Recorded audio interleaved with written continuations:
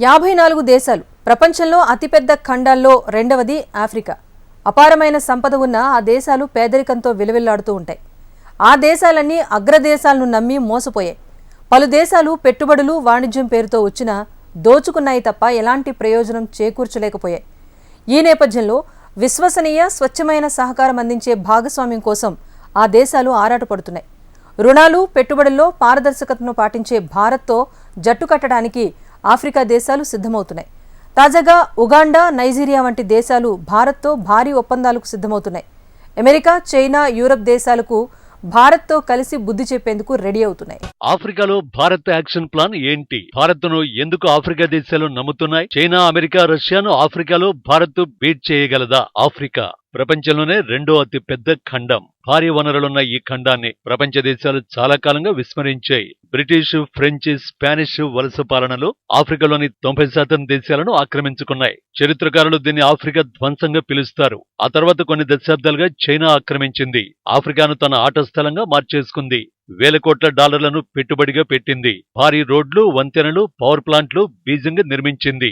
Africa దేశాల్లోని ప్రతి వ్యాపారంలోకి dragon చొరబడింది. ఆచరణాత్మకంగా ప్రతి దేశంలోనూ పెట్టుబడులు పెట్టి ప్రతిఫలాన్ని పొందింది. ఆఫ్రికా ఖండంలో సమృద్ధిగా ఉన్న భారీ వనరుల్ని డ్రాగన్ చీపుగా కొల్లగొట్టేసింది. ఇక సైనిక సాయం పేరుతో రష్యా ఎంట్రీ ఇచ్చింది. ఆఫ్రికాలోని పలు సైనిక నియంతృత్వ ప్రభుత్వాలకు ప్రైవేటు సైన్యం వాగ్నర్ను పంపి రక్షణగా నిలిచింది. బదులుగా ఖనిజ నిక్షేపాలను సొంతం చేసుకుంది. ఇన్నాళ్లు అగ్రదేశాల ఆగడాలకు వేదికగా మారిన ఆఫ్రికా ఇప్పుడిప్పుడే మేల్కొంటోంది. నిజాయితీగా ఎలాంటి వివాదాలకు వెళ్లని అసలైన భాగస్వామి కోసం ఆఫ్రికా వెతుకుతోంది. ఇక్కడే భారత్ ఆఫ్రికాలో ఎంట్రీ ఇస్తోంది. తాజాగా భారత విదేశాంగ మంత్రి ఎస్ జయశంకర్ ఆఫ్రికాలో పర్యటిస్తున్నారు. ప్రత్యేకించి ఉగాండా, నైజీరియాలు సందర్శించారు. ఉగాండాలో న్యామ్ సమిట్ కు జయశంకర్ హాజరయ్యారు. న్యామ్ అంటే అలీనోద్యమం. ఈ గ్రూపు వ్యవస్థాపకుల్లో భారత్ కూడా ఉంది. అసలు అలీనోద్యమం అంటే ఏమిటి? అమెరికా, రష్యా ప్రచ్ఛన్న యుద్ధంతో ప్రపంచం రెండు కూటములుగా విడిపోయింది. ఈ వివాదంలోకి వెళ్లకూడదని నిర్ణయించుకున్న దేశాలు నాన్-ఎలాండ్ మూవ్మెంట్ న్యామ్ గ్రూపులో చేరాయి. ఈ గ్రూపును ఏర్పాటు చేయడంలో అప్పటి ప్రధాని జవహర్లాల్ నెహ్రూ కీలక పాత్ర పోషించారు. దీన్నే అలీనోద్యమం అని కూడా పిలుస్తారు. ఇందులో ఆఫ్రికా దేశాలు కూడా చేరాయి. కానీ ప్రచ్ఛన్న యుద్ధం ముగిసిన తర్వాత ఈ గ్రూపు ఉనికి కోసం పోరాడుతోంది. అయితే ఇటీవల ఘర్షణలతో మళ్లీ ప్రపంచ దేశాలు విభజనకు గురవుతున్నాయి.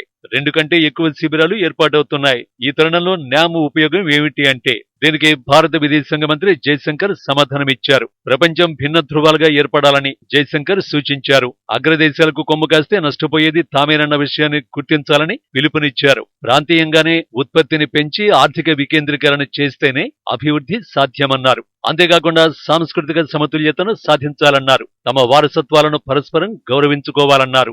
ఐక్యరాజ్య సమితిలో సంస్కరణలు, బహుళ ధ్రువ ప్రపంచ క్రమం అనే లక్ష్యాలు భారత్ దౌత్య విధానాన్ని హైలైట్ చేస్తున్నాయి. ఇవే లక్ష్యాలను ఆఫ్రికా దేశాలు కూడా కోరుకుంటున్నాయి. అందుకే ఆఫ్రికా దేశాలు భారత భాగస్వామ్యాన్ని కోరుకుంటున్నాయి. పాశ్చాత్య నేతృత్వంలోని ప్రపంచ దేశాలు ఆఫ్రికాను పట్టించుకోలేదు.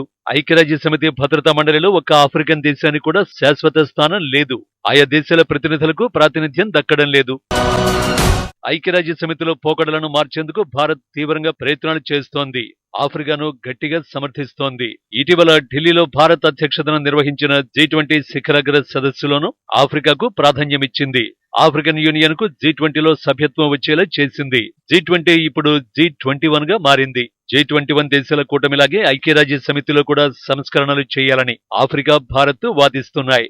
ఆర్థిక వికేంద్రీకరణపై గళమెత్తుతున్నాయి. ప్రపంచీకరణతో అనేక సానుకూల ఫలితాలు ఉన్నాయని జయశంకర్ తెలిపారు. దీంతో ఆర్థిక వ్యవస్థలు అభివృద్ధి చెందుతాయనడంలో ఎలాంటి సందేహం లేదన్నారు. నేటి ప్రపంచం కేవలం కొన్ని ఉత్పత్తుల మీదే ఆధారపడి ఉందన్నారు. ఇది మారాల్సిన అవసరం ఎంతైనా ఉందని భారత విదేశాంగ మంత్రి స్పష్టం చేశారు. ఈ విషయాన్ని జయశంకర్ నైజీరియాలో తెలిపారు.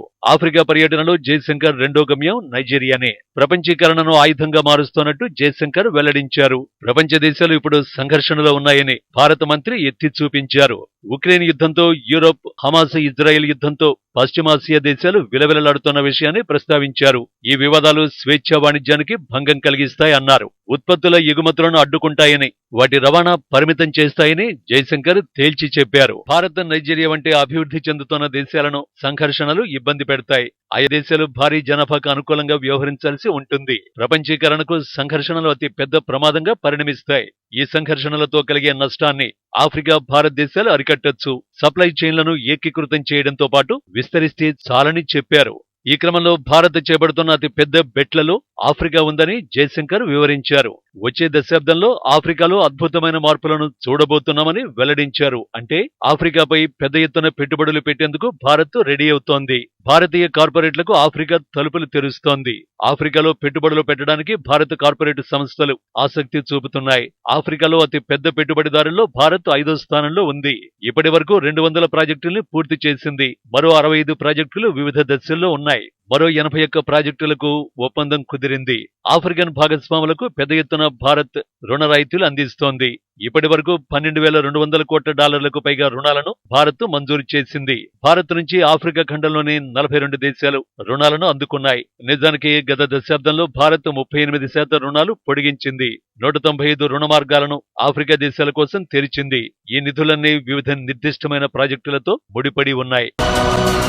నిజానికి పొరుగు దేశాలకే ముందు సాయం అందించే విధానాన్ని భారత్ కొనసాగిస్తోంది. అంటే పొరుగున ఉన్న శ్రీలంక, బంగ్లాదేశ్ వంటి దేశాలకు మొదట సాయం చేస్తుందన్న మాట. కానీ ఆసియాలో కంటే ఆఫ్రికాలోనే 3 రెట్లు అధికంగా రుణ సదుపాయాలు తెరిచిందన్నమాట. దక్షిణాఫ్రికా, మారిషస్, మొజాంబిక్, సూడాన్, ఈజిప్ట్ దేశాలకు భారత్ రుణాలందించింది. అంతేకాదు ఆఫ్రికాతో భారత్ వాణిజ్యం కూడా పెరుగుతోంది.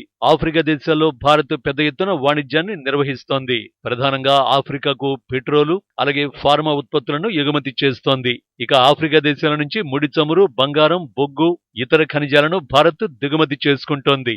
ఆఫ్రికాతో ద్వైపాక్షిక వాణిజ్యం గత ఏడాది 9% పైగా పెరిగింది. ఇది దాదాపు $10,000 కోట్ల చేరింది. వచ్చే 7 ఏళ్లలో దీన్ని రెట్టింపు చేయాలని భారత్ ప్రణాళికలు రూపొందించింది. అంటే 2030 నాటికి $20,000 కోట్ల వాణిజ్యాన్ని పెంచేందుకు సిద్ధమైంది. అయితే భారత్ ఈ ప్రణాళికలను చేరుకోవడం సాధ్యమేనా అన్న ప్రశ్న తెరపైకి వస్తోంది. 2015లో ఇండియా ఆఫ్రికా ఫోరం సమిట్ ను ఢిల్లీ నిర్వహించింది.